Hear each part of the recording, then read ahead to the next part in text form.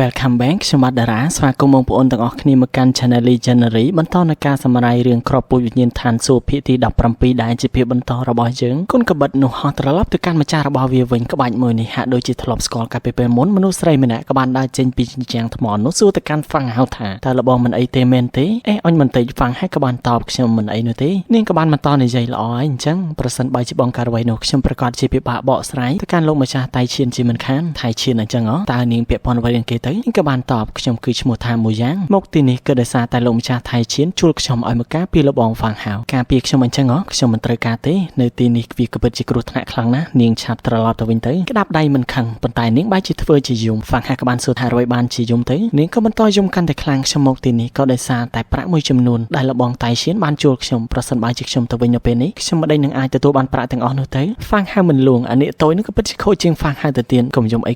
ក្មេងស្រីគេម្នាក់នឹងឡប់ទេគេមិនស្គាល់ថាត្រូវលួងមនុស្សស្រីដែលរបៀបណាឡើយស្រូបក្លិនចូលរួចក៏និយាយនាងពិតជាក្រអូបមែនប៉ុន្តែក្លិនមួយនេះខ្ញុំហាក់ដូចជាធ្លាប់បានស្រង់កាលពីពេលមុននៅឯណាអញ្ចេះលឺអ្នកតូចនិយាយបែបនោះខ្លាចបែកការមួយយ៉ាងបានចាប់ទាញអាកូននាគមកផ្អឹបជាមួយនឹងទ្រូងដើម្បីកុំឲ្យវាស្រង់ក្លិនបន្ថែមទៀតប្រឡែងចេញពីទ្រូងអាកូននាគក្រអូបឡើងបែក7លំពេងហ្វាំងហាដើរចេញទៅមួយយ៉ាងក៏បានបោះកូននាគកវត្តចោលតែម្ដងឈឺបែបនេះហើយក៏មិនមានអារម្មណ៍ថាឈឺសូម្បីតែបន្តិចធ្វើដំណើរទៅខាងមុខបន្តទៀតពួកគេទាំង3ក៏បានជប់សម្រាកហ្វាំងហាកំពុងតែចម្រើននៅធម្មពលកូននាគនៅដេកតែក្បែរនឹងឯងមួយយ៉ាងបាននិយាយតែម្នាក់ឯងខ្ញុំមិនអាចបង្ហាញអត្តសញ្ញាណរបស់ខ្លួនឯងនៅពេលនេះទេដល់ពេលនេះទៅហើយគាត់នៅតែមិនឲ្យខ្ញុំធ្វើដំណើរជាមួយនឹងគាត់ទៀតសម្លឹងចុះទៅខាងក្រោមនាងក៏បានឃើញកំទេចឈើមួយគិតក្នុងចិត្តខ្ញុំនឹងបង្កភាពរញ៉េរញ៉ៃនៅពេលនោះប្រកាសជាអាចឆ្លៀតឱកាសទាញពេលវេលានេះនៅជាមួយនឹងគាត់បានជាមិនខានចាប់មេឈើនោះអ៊ុំរងនឹងបោះចូលទៅក្នុងភ្លើងហ្វាំងហើយក៏បានចាប់ដៃនាងជាប់តែនាងកំពុងតែចង់ធ្វើអ្វីទៅមេឈើមួយនេះគឺជាដើមរុក្ខជាតិព្រិលប្រសិនបើជានាងដុតទៅសត្វបិសាចប្រកាសជាមករកពួកយើងជាមិនខាននាងក៏បានធ្វើជាល្ងងភ្លា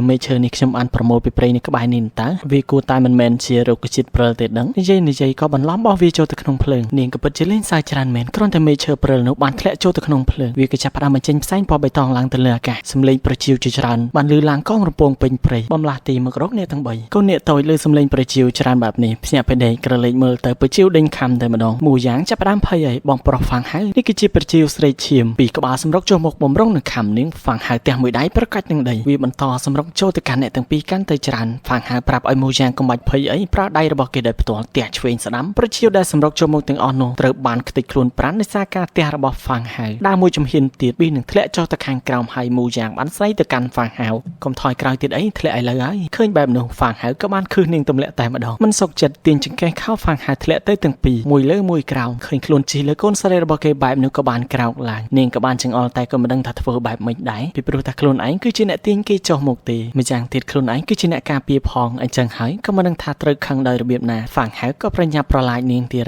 ហើយនៅទីនោះកញ្ជ្រោងបឺតឈាមច្រើនណាស់នាងក៏បានប្រញាប់ក្រោកឡើងដើម្បីការពារហ្វាំងហៅក្រឡេកមើលឆ្វេងស្ដាំមិនឃើញហ្វាំងហៅក៏បានចង្អុលទៅកាន់ចំណុចមួយថាពួកវានៅប្រមូលផ្ដុំគ្នានៅទីនោះច្រើនណាស់នាងទៅពិនិត្យមើលនាងក៏បានតបទៅកាន់ហ្វាំងហៅហើយរយបានជាខ្ញុំជាអ្នកត្រូវទៅត្រួតពិនិត្យមើលទៅវិញគេក៏បានតបពីព្រោះថាដោយសារតែនាងគឺជាអ្នកការពារខ្ញុំនៅអីអស់ជំរឿក៏មានតែដើរចូលទៅត្រួតពិនិត្យដើរក៏ធ្លាក់ចូលខ្សាច់ស្រូបបំរុងនឹងស្រែកជេរហ្វាំងហៅប៉ុន្តែសង្រួមអារម្មណ៍មកវិញធ្វើមញ៉េមញក់បង្ហៅឆាប់ជួយខ្ញុំផងដើរចូលទៅមិនទាន់ជួយលើកនិយាយឌឺទៅកាន់នាងស្រីកថនគិតថាល្បិចតូចតាចមួយនេះអាចគេចផុតពីភ្នែករបស់ខ្ញុំអញ្ចឹងនៅពេលនេះចេញចរិតពិតដែរលោកបានស្គាល់ខ្ញុំតាំងពីដំបូងប៉ុន្តែបែរជាចូលរួមសម្ដែងជាមួយនឹងខ្ញុំពិតជាអាក្រក់មែនខ្ញុំមិនបានចង់ឯណានេះក៏ដោយសារតែនាងទទូចចង់ឲ្យខ្ញុំសម្ដែងជាមួយនឹងនាងទៅតើឥឡូវក៏អស់ពេលលេងហើយឆាប់ប្រាប់ខ្ញុំទៅមើលថានាងតាមខ្ញុំធ្វើអ្វីទៅនាងក៏បានសារភាពតាមត្រង់នៅក្នុងតំបន់តូចឈិនយុននេះតាមអ្វីដែលជាតារបស់ខ្ញុំបានប្រាប់គឺមានរបស់មួយត្រូវបានលាក់ទុកនៅទីនេះហើយវាថែមទាំងអាចព្យាបាលរបួសតារបស់ខ្ញុំបានទៀតផងដូច្នេះហើយទើបបានជាខ្ញុំចូលមកទីនេះតាមលបងដើម្បីសុំជំនួយទីកន្លែងនេះក៏ពិតជាចម្លែកខ្លាំងណាស់តាមសមត្ថភាពរបស់ខ្ញុំប្រកាសជាមិនអាចចូលទៅទីនោះបានទេអូប្រសិនបើជារឿងនោះតាក់ទងជាមួយនឹងព្រឹទ្ធាចារ្យសឺហុងលីខ្ញុំប្រកាសជាជួយដោយអស់ពីចិនប៉ុន្តែហារួយបានជានាងចាំបាច់បញ្ចេញសកម្មភាពលួចលាក់នៅពីក្រោយខ្នងរបស់ខ្ញុំធ្វើអ្វីអាកូនអ្នកតូចនោះក៏បានបង្ហាញខ្លួននោះក៏ដោយសារតែប្រសិនបើជានាងបង្ហាញអត្តសញ្ញាណពិតប្រាកដនោះឯងប្រកាសជាហៅនាងថាជាស្រីកថនស្រីស្អាតបែបនេះបែរជាត្រូវហៅថាស្រីកថនតើអ្នកណានឹងសុខចិត្តទៅខ្ញុំនិយាយត្រូវទេកូនអ្នកតូចអារឿងញោះគេនឹងគឺ9តែម្ដងនាងខឹងកាន់តែខ្លាំងស្រវេស្រវាវាយកូនអ្នកតូចប៉ុន្តែបែរជាត្រូវលេចចូលកាន់តែជ្រៅទៅក្នុងខ្សាច់ហ្វាំងហៅទាញនាងចេញមកខាងក្រៅប្រាប់នាងឲ្យនាំគេទៅកន្លែងសម្ងាត់ដែលលោកតាហុងលីបានប្រាប់នៅចំពោះមុខលអាងដ៏ចម្លែកមួយខ្លោងទ្វារមានក្បាលឆ្កែដ៏កំណាចហ្វាំងហៅដើរចូលទៅមួយយ៉ាងបានប្រាប់ថានៅទីនេះសម្បូរកន្លីជនណាស់តែហ្វាំងហៅមិនខ្វល់ដើរចូលទៅយ៉ាងរំភើយសម្លឹងមើលទ្វារក៏បានឃើញកែវភ្នែកដែលកំពុងតែបាញ់ធម្មពលមកប្រៃជំហានដ៏រហ័សគេចចេញឆ្វេងស្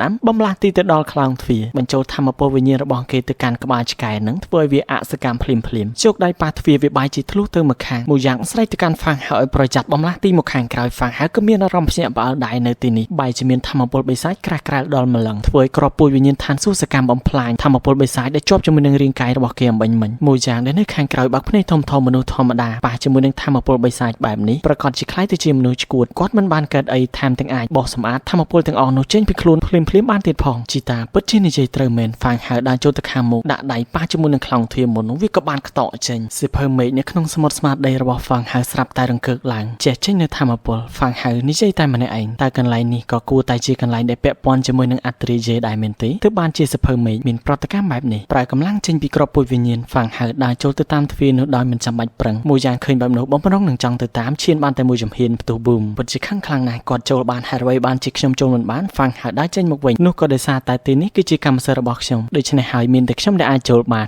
កូននេះក៏បានចេញពីក្រោយខ្នងហ្វាំងហើយខ្ញុំក៏អាចចូលបានដែរអូអញ្ចឹងមានន័យថាឲ្យតែនរណាម្នាក់មានការពាក់ព័ន្ធជាមួយនឹងខ្ញុំប្រកាសជាអាចចូលទៅទីនេះបានគ្មានស្រីកធាន់គ្មានអ្វីពិបាកនោះទេប្រសិនបើជានាងចង់ចូលទៅខាងក្នុងគ្រាន់តែឲ្យខ្ញុំ3នាងទៅគឺអាចចូលបាននាងក៏បានបដិសេធគ្មានផ្លូវទេខ្ញុំមិនឲ្យលោក3ឡើយប៉ុន្តែបើមើលតាមជាក់ស្ដែងនៅពេលនេះហ្វាំងហើយក៏បាន3នាងចូលមកខាងក្នុងចូលមកដល់ខាងក្នុងជ្រៅបែបនេះទៅហើយអ្នកដែលត្រូវបានគេ3នឹងក៏មិនខ្ចីចុះហើយអ្នក3គេនឹងក៏មិនខ្ចីទម្លាក់និយាយសារសងគ្នាចុះឡើងហ្វាំងហើយក៏ចាប់អារម្មណ៍ដឹងថាធ្ងន់ហើយស្រីកធាន់នាងក៏ពិតជាធ្ងន់ខ្លាំងណាស់មួយយ៉ាងក៏បានលោតចុះទាំងអៀនខ្មាស់ខ្ញុំគ្រាន់តែនិយាយលេងតើអៀនធ្វើអ្វីផ្លូវខាងមុខគឺនាងអាចដើរដោយខ្លួនឯងបានហើយមិនចាំបាច់ខ្ញុំ3ទៀតទេបន្តដំណើរនៅតាមផ្លូវដែលពួកគេបានដើរចូលក្បាលតោងជាច្រើនសម្លឹងទៅកាន់អ្នកទាំងពីរបើទោះបីជាបែបនេះក៏ដោយភាពនេះក៏ត្រូវបានបញ្ចប់អធិស្ឋានរាល់កំហុសកុសឆ្គងដែលបានកើតឡើងដោយអចេតនាអំឡុងពេលដែលខ្ញុំធ្វើការសម្រាយសង្ឃឹមថាអ្នកទាំងអស់គ្នានឹងអធិស្ឋានយើងនឹងជួបគ្នានៅវីដេអូក្រោយបាយអ្នកទាំងអស់គ្នា